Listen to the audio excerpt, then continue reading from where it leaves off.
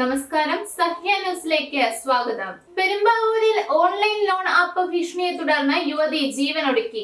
Online loan app ഭീഷണിയെ തുടർന്ന് പെരുമ്പാവൂരിൽ യുവതി ആത്മഹത്യ ചെയ്തു. ഇന്നലെ ഉച്ചയോടുകൂടിയാണ് ആതിരയെ വീടിനുള്ളിൽ തൂങ്ങി മരിച്ചതായി കണ്ടെത്തിയത്.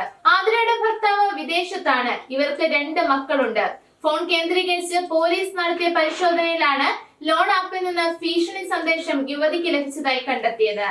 യുവതി ആത്മഹത്യ ചെയ്ത സംഭവത്തിൽ പോലീസ് അന്വേഷണം ഊർജിതമാക്കിയിരുന്നു.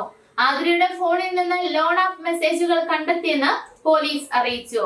നഗ്നചിത്രങ്ങൾ പ്രദർശിപ്പിക്കും എന്നായിരുന്നു ഭീഷണി. അങ്ങനെ ചെയ്താൽ ആത്മഹത്യ ചെയ്യുമെന്ന് യുവതി മറുപടി നൽകിയതായും പോലീസ് കണ്ടെത്തി. ഫോൺ വിശദമായ ഫോറൻസിക് പരിശോധനയ്ക്ക് അയക്കും. ഭീഷണി സന്ദേശം എത്തിയത് പാകിസ്ഥാൻ നമ്പറിൽ നിന്നെന്നാണ് പോലീസ് പറയുന്നത്. ഓൺലൈൻ ലോൺ ആപ്പ് വഴി 6500 രൂപയാണ് യുവതി ലോൺ എടുത്തിരുന്നത്. കുറച്ചു തുക തിരികെ അടച്ചു. വീണ്ടും പണം ആവശ്യപ്പെട്ടായിരുന്നു ഭീഷണി.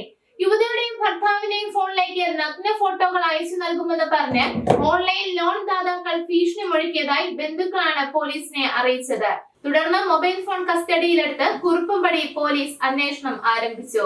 യുവതിയുടെ ഫോണിലേക്ക് നഗ്ന ചിത്രങ്ങൾ അയച്ചു നൽകുമെന്ന് ഭീഷണിപ്പെടുത്തിയതായാണ് പരാതി.